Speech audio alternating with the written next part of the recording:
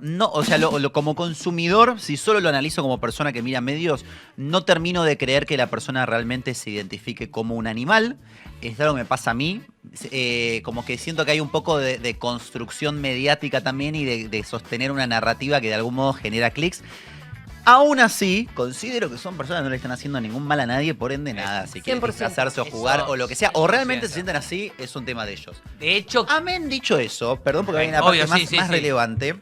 Como parte de la comunidad LGTB, me hace un poco de ruido a veces y estaría dispuesto a conversarlo mano a mano con uno de ellos. De hecho, queremos que venga alguno de Patria y Familia para poder conversarlo siempre desde el respeto.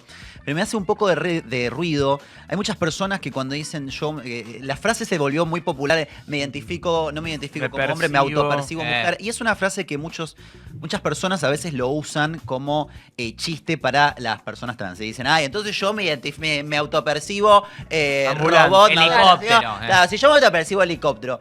Entonces siempre del otro lado es una explicación constante de, no, bueno, no es así, se está hablando de una cuestión de identidad de género, que tiene todo un trasfondo detrás, que tiene una... Entonces cuando veo esto, a veces me da miedo que... Se banalice. que se banalice y se termine utilizando esto como argumento en contra de personas que tuvieron que luchar un montón de tiempo para poder sostener su identidad y que se las trate con respeto. Por ello que hoy en día sigue sin pasar.